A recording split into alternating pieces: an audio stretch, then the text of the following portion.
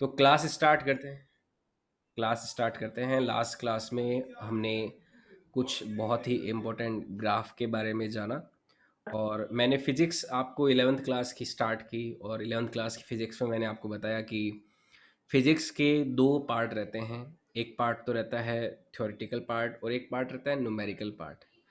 Theoretical part में हम theory के बारे में जानते हैं, है ना, उसके बारे में सब कुछ सीखते हैं, और न्यूमेरिकल पार्ट में हम न्यूमेरिकल्स करते हैं, क्वेश्चंस करते हैं। तो न्यूमेरिकल पार्ट में जो क्वेश्चंस होते हैं उनको सॉल्व करने के लिए हमें जो मैथ्स है वो आनी चाहिए। सिंपल सी बात है, न्यूमेरिकल अगर करना है तो। अब मैथ्स में भी किस तरह की मैथ्स में भी हमें बेसिक मैथ्स आनी चाहिए। बेसिक मैथ्स में हम बेसिक एलजेब्रा हो गया, बेसिक ट्रिग्नोमेट्री हो गया, है ना, ग्राफ को कैसे प्लॉट किया जाए, जैसे अभी हमने 2-3 लेक्चर में ग्राफ प्लॉट करना सीखे। बहुत ही इंपॉर्टेंट पार्ट होता है ग्राफ को प्लॉट करना, अगर आपको 11th-12th की पूरी साइंस को अगर सीखना है तो। बेसिक ट्रिग्नोमेट्री के फंक्शन साइन कॉस टेन क्या होते हैं, इनके अलग अलग एंगल पे जो वैल्यूज़ होती है, ये सब क्या होती है, ये सब हमने सीखा। आज अपन एक नया टॉपिक शुरुआत करने वाले हैं। देखिए, अभी तक जो कुछ सीखा हमने, ये कहीं ना कहीं आपने 10th क्लास में कहीं ना कहीं पढ़ रखा होता है। लेकिन आज अपन इस क्लास के माध्यम से जो टॉपिक शुरुआत करने वाले हैं, जिस टॉपिक को स्टार्ट करेंगे, ये आपके लिए पूरी तरह से नया होगा। ये आपने पहले कभी नहीं पढ़ा होगा, और ये बहुत ही इम्पोर्टेंट टॉपिक है। One of the most important topic, one of the most important part of our 11th-12th science classes. 11th और 12th जब भी आप पूरा पढ़ चुके होंगे तो आपको समझ में आएगा कि ये जो पार्ट है ये हर जगह यूज़ होता है, हर जगह इसका अपन एप्लीकेशन देखते ही देखते हैं, चाहे वो डेरिवेशंस हो, चाहे वो न्यूमेरिकल्स हो, चाहे वो अलग अलग आइडियाज़ को समझना हो। इस पार्ट की इम्पोर्टेंस बहुत ज़्यादा क्यों है, क्योंकि ये जो टॉपिक है ये हमें सिखाता है कैलकुलेशंस करना। ये पार्ट हमें सिखाता है कैलकुलेशंस करना, और इसका जो नाम है इस पार्ट का या फिर इस चैप्टर का, वो है कैलकुलस। तो आज अपन इस लेक्चर के माध्यम से एक नया टॉपिक शुरुआत करने वाले हैं, और ये है कैलकुलस। कैलकुलस। कैलकुलस। कैलकुलस क्या होता है कि फिजिक्स में कैलकुलस होती है कि एक ऐसा प्रक्रिया जिससे हम कैलकुलेशंस करते हैं, हम काउंटिंग्स को मेज़र करना सीखते हैं, या फिर काउंटिंग्स को एक सिस्टमेटिक ढंग में मेज़र करने का जो प्रक्रिया है, जो प्रोसेस है, वो क्या होता है, कैलकुलस। कैलकुलस क्या है? Calculating changes of nature systematically. Calculating calculating chapter का नाम ही यही है क्या, कैलकुलेशन? कैलकुलस, हाँ, चैप्टर का नाम है जिसमें डिफरेंशिएशन और इंटीग्रेशन आएगा, ठीक है। Calculating changes of nature. Changes of nature, जो नेचर में चेंज हो रहा है, जो चीज़ें बदल रही है, उन चेंजेस के बारे में कैलकुलेट करना। जैसे मैं यहाँ पे बैठा हूँ तो क्या बदल रहा है, टेम्परेचर बदल रहा है जैसे जैसे शाम हो रही है ना। और एक चीज़ जो हमेशा बदलती रहती है वो है टाइम। समय हमेशा बदलता रहता है, और इसी वजह से आगे अपन देखेंगे कि कोई भी चीज़ चेंज हो रही है तो उसको हम बार बार समय के साथ जो चेंज हो रहा है उसके साथ ज़्यादा से ज़्यादा लेंगे। यानी कि टाइम के साथ हम, आगे मैं आपको टर्म्स बताऊंगा डिफरेंशिएशन और इंटीग्रेशन, तो टाइम के साथ डिफरेंशिएशन या टाइम के साथ इंटीग्रेशन के केसेस काफ़ी ज़्यादा हम फिज़िक्स में पढ़ने वाले हैं, ठीक है। तो कैलकुलस में अपन दो पार्ट कवर अप करेंगे। एक तो पार्ट है डिफरेंशिएशन और एक पार्ट रहता है इंटीग्रेशन। कैलकुलस में एक पार्ट रहेगा हमारा डिफरेंशिएशन और एक पार्ट रहेगा इंटीग्रेशन। तो क्या होता है डिफरेंशिएशन और क्या होता है इंटीग्रेशन, उसे हम सीखेंगे। एक तो रहेगा डिफरेंशिएशन, और एक पार्ट रहेगा हमारा इंटीग्रेशन।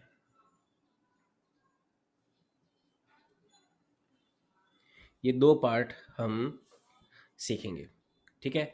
डिफरेंशिएशन और इंटीग्रेशन दोनों से हम सीखने वाले हैं कैलकुलेशंस को करना, कि किस तरह से जो नेचर में होने वाले चेंजेस है, जैसे समय बदल रहा है, टेम्परेचर बदल रहा है, कोई गाड़ी अगर चल रही है, जैसे मैं किसी गाड़ी की बात करूं तो गाड़ी भी यहाँ पे क्या कर रही होती है, अपनी पोजीशन को टाइम के साथ चेंज कर रही होती है। बारिश शुरू हो चुकी है बाहर, और हो सकता है लाइट चली जाए, पर उम्मीद है लाइट ना जाए और अपनी क्लास पूरी हो। तो ये जैसे गाड़ी है, ये गाड़ी जब चलती है तो ये क्या करती है, समय के साथ अपनी पोजीशन को चेंज करती है ना। पहले यहाँ पे थी इसकी पोजीशन, मान लो, है ना, किसी टाइम पे इसकी पोजीशन यहाँ पे थी। थोड़े समय बाद में गाड़ी की पोजीशन आगे आ जाएगी, गाड़ी आगे आ जाएगी, थोड़े समय बाद में यहाँ पे आ जाएगी, है ना। तो ये गाड़ी जो है वो अपनी पोजीशन को टाइम के साथ चेंज कर रही है। तो इस तरह से जो चेंज हो रहा है, उस चेंज को कैलकुलेट कैसे किया जाए, उसके लिए हम ये जो बहुत ही मोस्ट इम्पोर्टेंट पार्ट रहता है कैलकुलस, उसका सहारा लेते हैं। कैलकुलस का जो आविष्कार है, ये आविष्कार या फिर इसको जो बनाया था, डिज़ाइन किया था, वो न्यूटन ने किया था। तो न्यूटन बहुत ही फेमस, बहुत ही जीनियस साइंटिस्ट थे न्यूटन। उन्होंने इसका डिस्कवरी किया था। इसको बोलेंगे discovered by Newton, discovered by Newton. तो न्यूटन जो थे, सर आइजैक न्यूटन उसको बोला जाता है, उन्होंने हमारे कैलकुलस की डिस्कवरी की थी। जैसे सर हिंदी में। हिंदी में न्यूटन ने खोजा, बस न्यूटन ने खोजा कैलकुलस को, यही बोलेंगे। संगणा संगणा करना, डिफरेंशिएशन को अवकलन बोलते हैं, इंटीग्रेशन को समाकलन बोलते हैं, अवकलन, और इसको बोलते हैं समाकलन। तो हिंदी में जिसको जानना है वो ये हिंदी में देख सकते हैं, ठीक है। अब इसके कुछ चेंजेस कहाँ कहाँ पे हो रहे हैं नेचर में, चेंजेस के कुछ एग्जांपल जैसे, है ना, टाइम इज चेंजिंग, है ना। सबसे बड़ी बात तो टाइम हमेशा बदल रहा है, टाइम इज चेंजिंग, समय बदल रहा है। तो टाइम इज चेंजिंग नेचर में। टेम्परेचर चेंज होता रहता है ना, टेम्परेचर चेंज होता है, टेम्परेचर इज चेंजिंग। तो बहुत सारी चीज़ें चेंज होती रहती है, व्यक्ति का दिमाग चेंज होता रहता है, हालात चेंज होते रहते हैं, है ना। बहुत सारी चीज़ें चेंज हो रही है। तो उस जहाँ पे भी आप चेंज देखोगे, है ना, जैसे ये गाड़ी का मोशन चेंज हो रहा है, motion of car, motion of car, है ना। तो इसमें कार की पोजीशन चेंज हो सकती है, वेलोसिटी यानी कि वेग, ये चेंज हो सकता है। तो बहुत सारी चीज़ें जो है आपके आसपास चेंज हो रही है। उन चेंजेस को कैलकुलेट करने के लिए हम कैलकुलस का सहारा लेते हैं, हम डिफरेंशिएशन एंड इंटीग्रेशन का सहारा लेते हैं। अब देखो, डिफरेंशिएशन को और आगे समझने के लिए कुछ टर्म्स को डिफाइन करते हैं हम। एक तो होती है टर्म कांस्टेंट एंड वेरिएबल। इसमें डिफरेंस समझते हैं कि क्या होता है कांस्टेंट, कांस्टेंट एंड वेरिएबल क्या होते हैं। कांस्टेंट एंड वेरिएबल, वेरिएबल, ठीक है। कांस्टेंट एंड वेरिएबल को समझते हैं, क्या होते हैं नियतांक, और वेरिएबल को बोलते हैं जो चेंज होते हैं, जो बदलते रहते हैं, ठीक है, अनियतांक। ये तो कांस्टेंट को बोलेंगे नियतांक एवं एवं अनियतांक, या फिर इसको हिंदी में और अच्छा नाम देते हैं चर और अचर। जो कांस्टेंट है उसको हिंदी में बोलते हैं चर एवं अचर, वेरिएबल को बोलते हैं अचर, है ना। चर यानी कि जो नियत रहता है, अचर जो नियत नहीं रहता है। कांस्टेंट क्या होता है, कांस्टेंट को डिफाइन करेंगे the parameter which remain constant in nature, और वेरिएबल हो जाएगा which keep changing, the parameter which keep changing. ये तो वेरिएबल तो हो जाएगा which keep changing, which keep changing, ठीक है, जो बदलता रहता है हमेशा, है ना, विच कीप चेंजिंग। ये तो क्या हो जाएगा हमारा वेरिएबल, जो बदलता रहता है।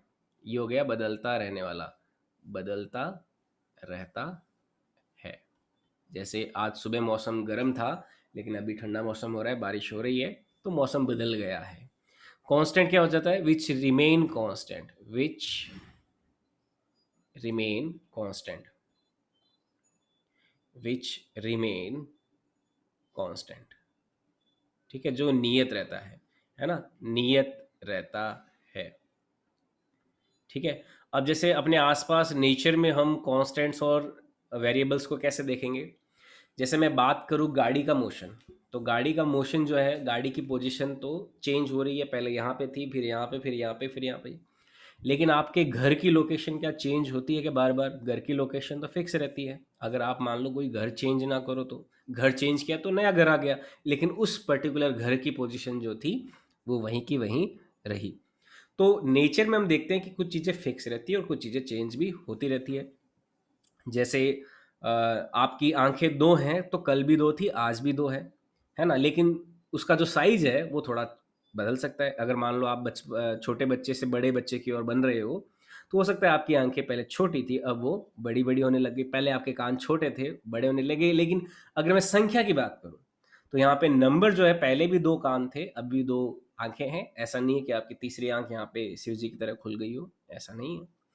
तो नेचर में कुछ चीज़ें कांस्टेंट रहती है और कुछ चीज़ें बदलती रहती है। अब जो चीज़ें बदलती रहती है, जहाँ पे चेंज होता है, जहाँ पे वेरिएबल्स होते हैं, जो वेरिएबल होता है वो क्या हो गया, चेंज जहाँ पे होता है, जो चीज़ बदलती रहती है, जैसे समय जो हो गया वो बदलता रहता है। तो कैलकुलस जो होती है वो वेरिएबल्स को कैलकुलेट करने का एक साइंस है। Calculus is a science of measuring variables. जो वेरिएबल्स है ना, वेरिएबल किस रेट से चेंज हो रहे हैं, एक चीज़ किसी दूसरी चीज़ के रिलेटिव में, दूसरी कोई तीसरी चीज़ के रिलेटिव में, तो ये जो चेंजेस अकर हो रहे हैं उनको मेजर करने का जो साइंस है या जो मैथ्स है, यहाँ पे एक न्यूटन ने बुक लिखी थी, प्रिंसिपल ऑफ मैथमेटिका, जिसमें उसने कैलकुलस नाम का चैप्टर दिया था और वहीं पे उसने ये कैलकुलस सिखाया था कि भाई डिफरेंशिएशन क्या होता है, इंटीग्रेशन क्या होता है। तो मैं एक और डेफिनेशन यहाँ पे आपकी कैलकुलस के लिख रहा हूँ। The mathematics of calculating variable is calculus. The mathematics of the mathematics the mathematics of calculating the mathematics of calculating changes in variables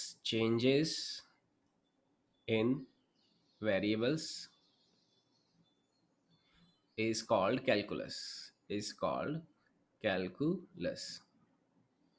ठीक है, तो ये डेफिनेशन ध्यान में रखना आप, किसकी, कैलकुलस की।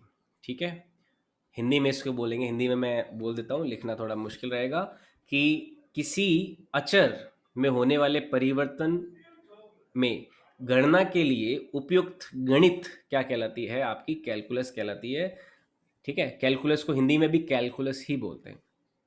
ठीक है, तो किसी भी जो वेरिएबल है, जो अचर है, उसमें जो परिवर्तन होने वाला है, उसकी जो गणित है, उस परिवर्तन को ज्ञात करने की गणित, वो क्या होती है, कैलकुलस होती है।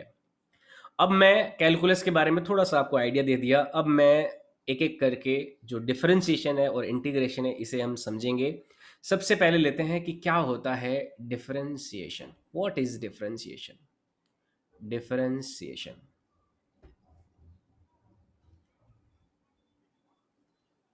डिफरेंशिएशन हिंदी में इसको बोलते हैं अवकलन। अवकलन बोलते हैं डिफरेंशिएशन को। देखो, डिफरेंशिएशन जो वर्ड है, डिफरेंशिएशन यहाँ पे इंग्लिश में जो डिफरेंशिएशन वर्ड है, वो डिफरेंट, देखो यहाँ पे कुछ डिफरेंस से मिलके बना है। किससे मिलके बना है? डिफरेंस, डिफरेंस से मिलके बना है। डिफरेंस को अपन क्या बोलते हैं? चेंज, है ना? चेंज, कि पहले और अभी में हालात में कोई जो डिफरेंस है उसको क्या बोलते हैं अपन? चेंज ही तो बोलते हैं। तो डिफरेंशिएशन एक्चुअल में क्या होता है, इसको समझने के लिए, जैसे हमने जो हमारी प्रीवियस क्लासेस थी उसमें हमने एक फंक्शन को डिफाइन किया था।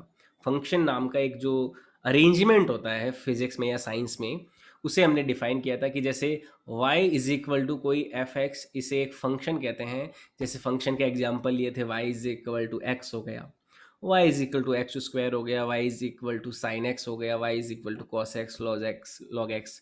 तो इसमें ये जो x होता है वो क्या होता है? इनपुट होता है। ये x क्या होता है? इनपुट वेरिएबल होता है। और y क्या होता है? आउटपुट होता है। वाइट क्या होता है? आउटपुट होता है। जैसे एग्जाम्पल के तौर पे, जैसे मैंने बताया था कि y is equal to x square लिया जाए, तो x की वैल्यू आप जब जीरो रखते हो तो y जीरो तो इनपुट रखा और y यहाँ पे आउटपुट आ गया जीरो। x की वैल्यू वन रखी तो y वन आ गया, x की वैल्यू टू रखी तो टू का स्क्वायर y कितना आ गया? फोर आ गया। तो यहाँ पे x जो होता है वो तो होता है इनपुट वेरिएबल और y होता है आउटपुट वेरिएबल। ये तो होता है इनपुट वेरिएबल और ये होता है आउटपुट वेरिएबल। ठीक है, इनपुट वेरिएबल और आउटपुट वेरिएबल का मतलब क्या हो गया? ये तो हम जो वैल्यू अंदर रखने वाले हैं वो, और y जो आउटपुट वेरिएबल वो जो बाहर आएगी। जैसे आप जूस की मशीन होती है, तो जूस की मशीन में एक तरफ से आप गाजर डालोगे, एक तरफ से आप पुदीना डालोगे, नींबू डालोगे, तो आपको ग्राइंडर जो होगा अंदर कुछ ना कुछ कर करवा के क्या करेगा, आपको बाहर जूस दे देगा जिसे आप पी लोगे। तो फंक्शन भी ऐसा ही कुछ होता है, आप कुछ अंदर डाला और बाहर कुछ निकला। ठीक है, जो इनपुट वेरिएबल्स कुछ वैल्यूज दी उनके अकॉर्डिंग कुछ बाहर आउटपुट वेरिएबल निकला। फंक्शन के और भी बहुत सारे एग्जाम्पल हो सकते हैं, जैसे y is equal to x square plus one upon x, ये भी एक फंक्शन का एग्जाम्पल है। y is equal to sine x भी एक फंक्शन का एग्जाम्पल है। y is equal to cos x, y is equal to log x, ये सारे क्या होते हैं, फंक्शन के ही एग्जाम्पल्स होते हैं। ठीक है, y इज इक्वल टू जैसे log x भी ले लें हम, log x, तो ये भी एक क्या है, फंक्शन का ही एग्जाम्पल है यहाँ पे। ठीक है, यहाँ पे कुछ इनपुट वेरिएबल दिया, उसके कॉरस्पॉन्डिंग हमें कुछ आउटपुट वैल्यू मिली। अब देखो डिफरेंशिएशन पे आते हैं, डिफरेंशिएशन को समझते हैं। अगर हम यहाँ पे x की वैल्यू में कोई चेंज करते हैं, यहाँ पे हम अगर x की वैल्यू में चेंज करते हैं तो y की वैल्यू में भी कोई चेंज आएगा ना। यहाँ पे अगर हम x की वैल्यू में कोई चेंज करते हैं, मान लो पहले x की वैल्यू थी कोई x1, अब वह x की वैल्यू हो गई कोई x2, तो इसके कॉरस्पॉन्डिंग जो y की वैल्यू थी पहले मान लो y1 थी, अब हो जाएगी कोई y2। होगी या नहीं होगी? यहाँ पे एक पॉइंट क्या हो जाएगा, इफ वी चेंज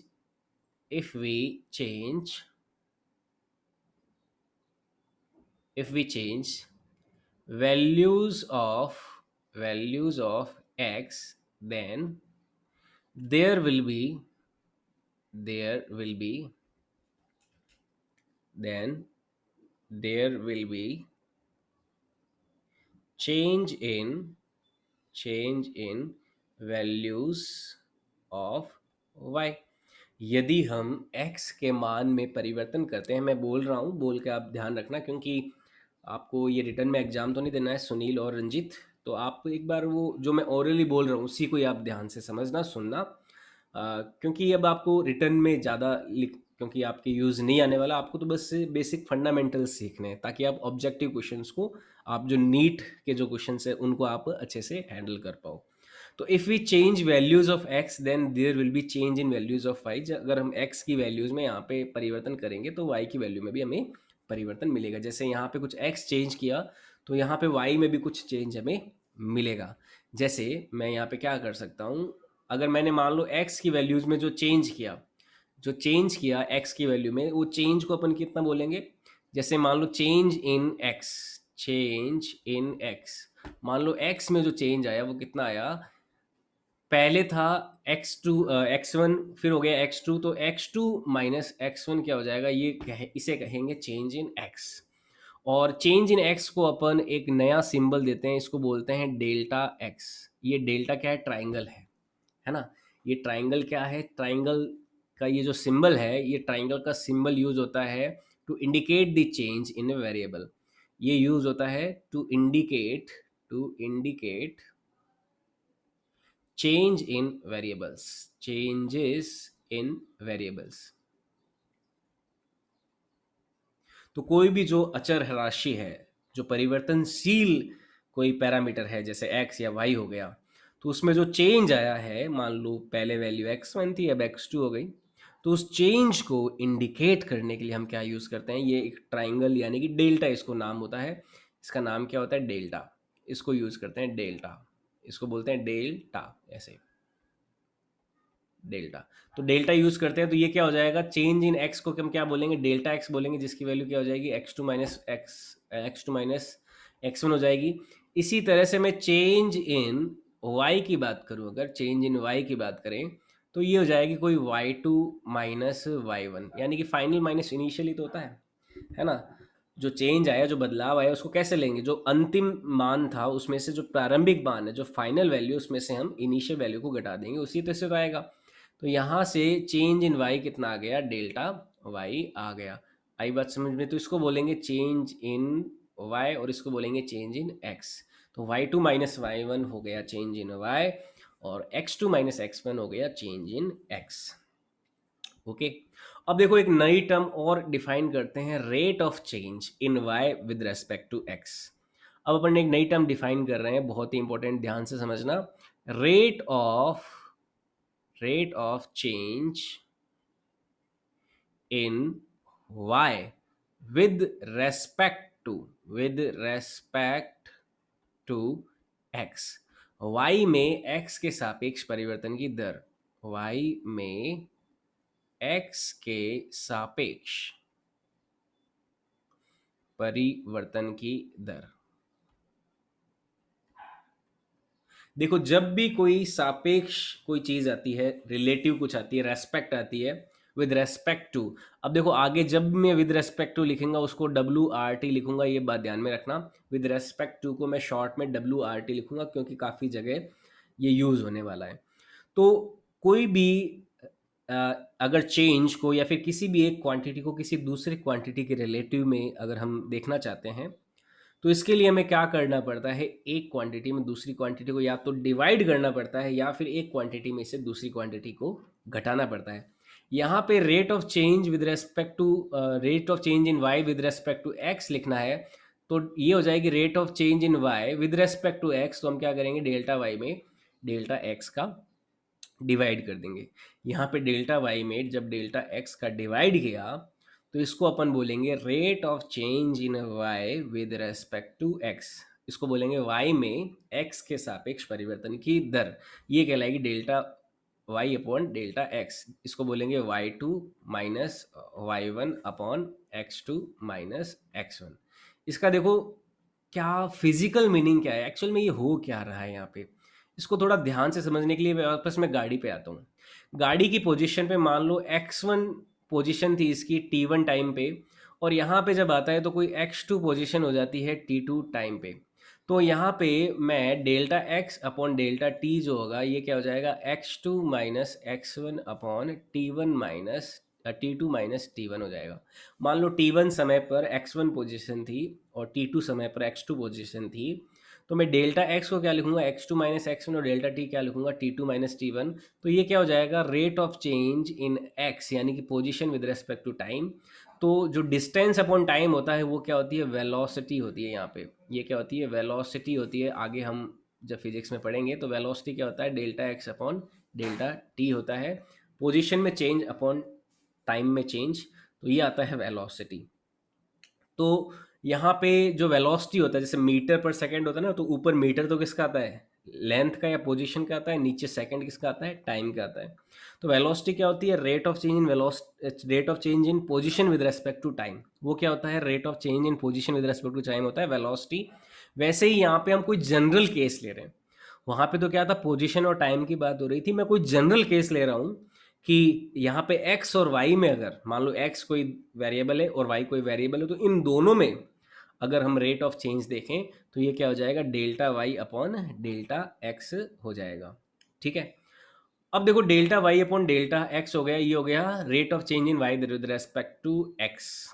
जैसे मैं एग्जांपल ले लेता हूँ, जैसे एग्जांपल के तौर पे आपका यही जो एक्सप्रेशन है y is equal to x square, जिसको अपन पैराबोला इक्वेशन भी बोलते हैं, है ना, परवलयाकार समीकरण भी कहते हैं, पैराबोलिक इक्वेशन भी बोलते हैं। मान लो मैं x1 की वैल्यू यहाँ पे रखता हूँ कोई 2, और x2 की वैल्यू रखता हूँ यहाँ पे कोई 1, सॉरी 1 तो नहीं 3 रख लेते हैं, x2 की वैल्यू 3 रखते हैं। अब देखो y1 की वैल्यू 2 के कॉरस्पॉन्डिंग कितना आएगा, 2 का स्क्वायर 4 आ जाएगा, और y2 की वैल्यू 3 के कॉरस्पॉन्डिंग आ जाएगी 9। और अगर मुझे rate of change in y with respect to x देखना होगा इस केस में, तो ये क्या हो जाएगा, y2 minus Y one upon में x2 माइनस एक्स वन। अब देखो y2 फाइनल वैल्यू y की कितनी है, 9 है, 9 है ना, 9 माइनस इनिशियल वैल्यू कितनी है 4 divided by x2, final value x की कितनी है, ये है 3, और इनिशियल वैल्यू x की कितनी है, ये है 2। तो 9 में से 4 गया 5, और 3 में से 2 गया 1, तो ये हो जाएगी 5।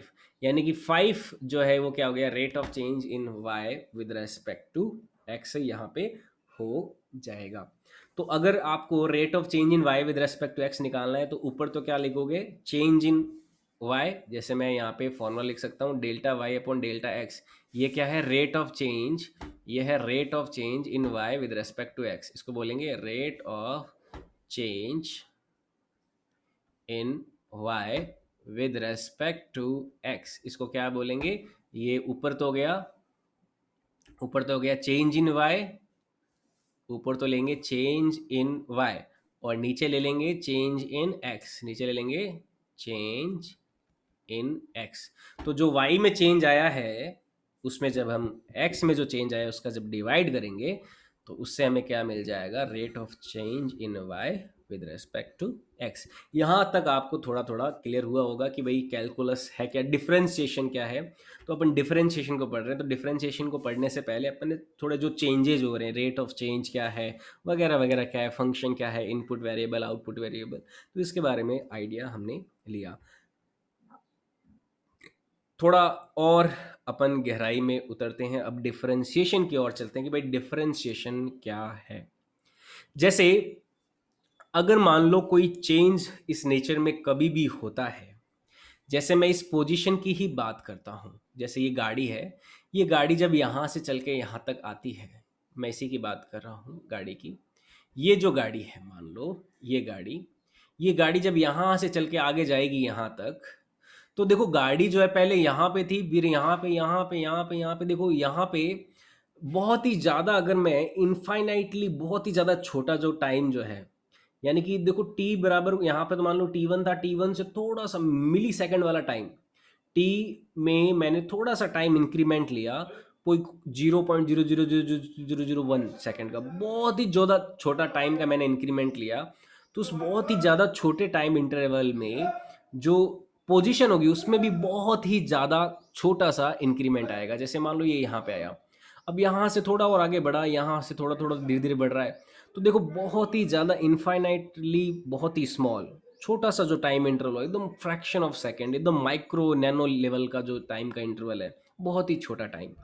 उस बहुत ही छोटे टाइम पे हमें बहुत ही छोटा क्या मिला है, एक पोजीशन में चेंज यहाँ पे देखने को मिलेगा।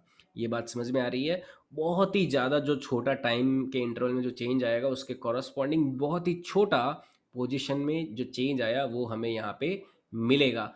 ये ऐसा नहीं है कि डायरेक्ट यहाँ से सीधा यहाँ पे आ गई, यहाँ से यहाँ तक आने के लिए, इस पोजीशन में आने के लिए इसको बहुत ही छोटे छोटे छोटे टुकड़ों में आप तोड़ सकते हो। छोटे छोटे टाइम के जो छोटे छोटे टुकड़े हैं, उन छोटे छोटे टाइम के टुकड़ों में बहुत ही ज़्यादा छोटे, आप इमेजिन भी नहीं कर सकते, मैं इतने ज़्यादा छोटे टाइम के टुकड़ों की बात कर रहा हूँ, इतने ज़्यादा, बहुत ही ज़्यादा छोटे टाइम के जो टुकड़े हैं उनमें आप पूरा ये टाइम तोड़ दीजिए, और यहाँ से यहाँ तक का जो मोशन है, इस मोशन में भी आप क्या करोगे, बहुत ही ज़्यादा छोटे छोटे टाइम के टुकड़े, जैसे मान लो यहाँ से यहाँ तक का टुकड़ा, टुकड़े टुकड़े टुकड़े टुकड़े, इसमें आप ब्रेक कर दो, टक टक टक टक टक टक टक, तो बहुत ही ज़्यादा छोटे टाइम इंटरवल में बहुत ही ज़्यादा छोटा एक पोजीशन का जो चेंज आया है, हम उसको मेजर करने की बात कर रहे हैं यहाँ पे। तो नेक्स्ट जो केस ले रहे हैं कि अगर मान लो if change in x is infinitely small, if change in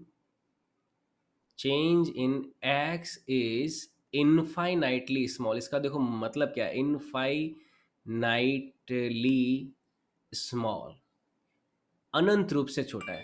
यदि x में परिवर्तन अनंत रूप से छोटा है, यदि x में परिवर्तन अनंत रूप से छोटा है, अनंत रूप से छोटा है, change in x is infinitely small. एक तो देखो होता है इनफाइनाइटली लार्ज, इनफाइनाइटली लार्ज क्या होगा, इतना बड़ा है, इतना बड़ा है जितना आप इमेजिन भी नहीं कर सकते। जैसे आप यहाँ पे अर्थ पर हो और आप ऊपर यूनिवर्स देखते हो, ब्रह्मांड देखते हो, तो ब्रह्मांड का छोर क्या है, अनंत तक जाता ही रहता है, जाता ही रहता है, जाता ही रहता है, कहीं भी नहीं रुकने वाला। तो उसको तो बोलते हैं इनफाइनाइटली लार्ज। और एक इनफाइनाइटली स्मॉल क्या है, आपने एटम, एटम से भी छोटा, इलेक्ट्रॉन प्रोटॉन न्यूट्रॉन उससे भी छोटे, इलेक्ट्रॉन से भी छोटा क्वार्क पार्टिकल उससे भी छोटा, उससे भी छोटा, उससे भी छोटा, छोटे से छोटा करते जाओ, छोटे से छोटा जिसका कोई लिमिट नहीं है, उसको बोलेंगे इनफाइनाइटली स्मॉल। तो इनफाइनाइटली स्मॉल जब चेंज होता है तो उस डेल्टा एक्स को अपन क्या कन्वर्ट कर देते हैं, डी एक्स में कन्वर्ट कर देते हैं। जो बहुत ही ज़्यादा इनफाइनाइटली स्मॉल वैल्यूज होती है ना एक्स की, उसमें जो चेंज आया है उस चेंज को अपन कैसे रिप्रेजेंट करते हैं, जो डेल्टा एक्स तो क्या है एक लार्ज चेंज के लिए, लेकिन जो डी एक्स वैल्यू है यहाँ पे डेल्टा एक्स तो क्या हो जाएगा, फॉर लार्ज चेंज। मान लो 5 से 10 में गया, ये तो है for large change, for large change, बड़े परिवर्तन के लिए होता है, ठीक है, बड़ा कोई चेंज आया है। और ये जो होता है for very small change, for very very, मैं 2 बार वेरी और लगा देता हूँ, इतना ज़्यादा छोटा चेंज उसके लिए अपन ले रहे हैं for very very small change. ठीक है, ये किसके लिए लिया? For very very small change dx को लिया, और डेल्टा x को लिया फॉर लार्ज चेंज के लिए लिया हमने डेल्टा x को, और dx को लिया for very very small change के लिए हमने यहाँ पे dx को लिया। ठीक है, आई बात समझ में? जैसे मैं एग्जाम्पल से समझा देता हूँ। जैसे मान लो x1 था आपका 5 और x2 हो जाता है कोई 9, तो जो डेल्टा x होगा उस केस में वो तो क्या होगा, x2 minus x1 is equal to 9 minus 5, ये तो कितना आ गया, 4 आ गया। लेकिन अगर मान लो x1 की वैल्यू है 2.00000 और x2 की वैल्यू यहाँ पे क्या है देखो, 2.00001। ये देखो इतना ज़्यादा, मतलब x1 की वैल्यू 2 है ना, 2 से थोड़ा सा इंक्रीमेंट लिया, तो उस केस में जो डिफरेंस होगा ना उसको अपन डेल्टा एक्स से ना दिखा के dx से दिखाते हैं। देखो बड़ा कोई चेंज होता है उसको तो डेल्टा एक्स से दिखाते हैं, और बहुत ज़्यादा छोटा कोई चेंज हो तो उसको कैसे दिखाएंगे, dx से दिखाएंगे। तो यहाँ पे देखो ये हो जाएगा x2 माइनस x1 की अगर वैल्यू निकालते हो तो ये हो जाएगी 2.00001 माइनस 2.00000। तो इसकी वैल्यू देखो क्या आ जाएगी, 0.00001। तो देखो कितना ज़्यादा ये छोटा है ना, ये बहुत ज़्यादा छोटा है ना। तो यहाँ पे अपन देखो क्या लिखेंगे कि अगर डेल्टा एक्स बहुत ज़्यादा छोटा हो, अगर चेंज बहुत ज़्यादा छोटा हो, तो डेल्टा एक्स क्या हो गया, ऑलमोस्ट जीरो के इक्वल हो गया। इसको क्या बोलते हैं, delta x is tending to zero but not equal to zero. हम क्या कर रहे हैं, डेल्टा एक्स को जीरो की ओर लेके जा रहे हैं। तो उस केस में जो डेल्टा एक्स है, डेल्टा एक्स, इसको अपन क्या लिखेंगे, डी एक्स लिखेंगे। ये बात ध्यान में रखना, अगर चेंज बहुत ज़्यादा छोटा है यानी कि जीरो की ओर अग्रसर हो रहा है, जीरो के इक्वलेंट जैसा है, यस यस, डिफरेंशिएशन बहुत छोटे चेंज के लिए दिया जाता है, बिल्कुल सही पकड़े आदित्य, बहुत ज़्यादा छोटा चेंज होता है उसके लिए अपन डिफरेंशिएशन यूज करते हैं। ठीक है, अगर इसको देखो क्या बोलेंगे, delta x is tending to zero. यहाँ पे मैं ये जो डेल्टा एक्स को इधर लिखा है ना एरो दिखाते हुए, ये जो लिखा है value delta x is arrow zero, इसका मतलब क्या है, delta x is tending to zero, tending to zero, यानी कि delta x is almost zero, almost zero, almost zero है, but not exactly equal to zero, but not exactly equal to zero. Delta X क्या है, zero के लगभग बराबर है, पर एग्जैक्टली जीरो के इक्वल नहीं है। एग्जैक्टली जीरो के इक्वल हो जाता तो x1 से x2 में जो इंक्रीमेंट आया, वो इंक्रीमेंट आ पाता क्या, जो वृद्धि हुई है, जैसे x1 तो था 2.0000 और x2 क्या 2.00001, तो ये जो इंक्रीमेंट आया वो कभी होता ही नहीं। जो गाड़ी थी वो डेल्टा एक्स अगर इक्वल टू जीरो हो जाता तो गाड़ी वहीं की वहीं रह जाती। अब गाड़ी थोड़ी सी भी आगे देखो, गाड़ी यहाँ से जब यहाँ पे आई है तो ये यहाँ से यहाँ आने के बीच में इसने थोड़े थोड़े इंटरवल लिए, ऐसे धीरे धीरे धीरे धीरे टक टक टक टक टक करते धीरे धीरे यहाँ से यहाँ तक आई है। उसकी पोजीशन में जो इनफाइनाइट स्मॉल जो चेंजेस आए हैं, उन चेंजेस की वजह से गाड़ी क्या आ रही है, आगे आ रही है। इस बात को बहुत गहराई से फील करना। आपका जैसे हाथ ये मूव हो रहा है, हाथ यहाँ से यहाँ तक आ रहा है, तो ये छोटे छोटे छोटे छोटे टुकड़ों में बहुत ही स्लो मोशन में आप इसको ऑब्जर्व करके देखना, ये बहुत ही छोटे छोटे छोटे छोटे टाइम के जो इंटरवल्स हैं, पैकेट्स हैं, उनमें ये यहाँ से यहाँ तक आता है। ये ऐसे नहीं है कि यहाँ से सीधा यहाँ तक आ जाता है। तो ये बात आप यहाँ पे ध्यान से समझना। ये डेल्टा एक्स इज एरो जो जीरो की तरफ दिखा रहे हैं, इसका मतलब क्या है, delta x is tending to zero, यानी कि delta x is almost equal to zero but not exactly equal to zero. उस केस में डेल्टा एक्स को अपन लिख देते हैं, डेल्टा एक्स को तो अपन लिख देते हैं dx, और डेल्टा वाई को अपन लिख देते हैं dy। क्यों? क्योंकि जब x में बहुत ज़्यादा छोटा चेंज कर रहे हैं, जब इनपुट वेरिएबल में बहुत ज़्यादा छोटा चेंज कर रहे हैं, तो आउटपुट वेरिएबल में भी बहुत ज़्यादा छोटा चेंज होगा, है ना। जैसे यहाँ पे इनपुट आउटपुट वेरिएबल में ये एग्जांपल जो लिया था अपन ने, अगर मान लो x में बहुत ज़्यादा छोटा चेंज हो रहा है तो y में भी बहुत ज़्यादा छोटा चेंज होगा ना। तो इसके लिए हम जो डेल्टा y उसको भी क्या बोलेंगे, dy बोलेंगे। अब यहाँ पे जो ये dy अपॉन dx हो जाएगा, ये dy अपॉन dx देखो क्या हो जाएगा, इसे हम क्या बोलेंगे, इसे बोलते हैं differentiation of differentiation of y with respect to x, इसे बोला जाता है differentiation of y with respect to x, y का x के सापेक्ष अवकलन, है ना, हिंदी में इसको बोलते हैं y का x के सापेक्ष अवकलन। ठीक है, लेकिन इसका जो फिजिकल मीनिंग है एक्चुअल में है क्या, ये तो क्या है, rate of change in y with respect to x ही है ना। इसका देखो फिजिकल मीनिंग क्या है, फिजिकल मीनिंग एक्चुअल में क्या है इसका, फिजिकल मीनिंग ये है rate of change, rate of change in y with respect to x, ये वही है कि भाई y में जो x के सापेक्ष परिवर्तन की दर है ये वही है rate of change in y with respect to x। लेकिन यहां पे कंडीशन है, कंडीशन क्या है, if there are changes very small, for very small changes of x and y, for infinitely small changes of x and y, for infinitely small changes of x and y। तो physical meaning क्या है differentiation का, कि differentiation actual में है तो क्या, differentiation है कि y का x के रिलेटिव में रेट ऑफ चेंज ही है। यहाँ पे डिफरेंशिएशन क्या है, rate of change in y with respect to x ही है, लेकिन यहाँ पे x और y में चेंजेस क्या हो रहे हैं, इनफाइनाइटली स्मॉल हो रहे हैं, बहुत ही छोटे छोटे चेंज हो रहे हैं। और इस चीज़ को अपन ऐसे भी डिनोट कर सकते हैं कि डेल्टा x अपॉन जो डेल्टा y है उसमें अगर हम लिमिट लगा दें, अगर लिमिट लगा दें, लिमिट है कि भाई x को हमने जीरो की ओर अग्रसर किया, लिमिट का मतलब क्या हो गया, x को, डेल्टा x को जीरो होने नहीं दिया, उसको पकड़े रखा, बस जीरो के पास में ले जाके छोड़ दिया। तो limit delta x tending to zero में जो delta y upon delta x की वैल्यू है, delta y upon delta x, ये क्या हो जाता है हमारा dy अपॉन dx कहलाता है। अगर मान लो हम लिमिटेड कंडीशन में अगर डेल्टा x को जीरो के लगभग इक्वल ले लें तो delta Y upon delta X ही क्या हो जाएगा, D Y upon D X हो जाएगा। यानी कि फिजिकल मीनिंग क्या है डिफरेंशिएशन का, फिजिकल मीनिंग है कि rate of change in y with respect to x for infinitely small changes of x and Y.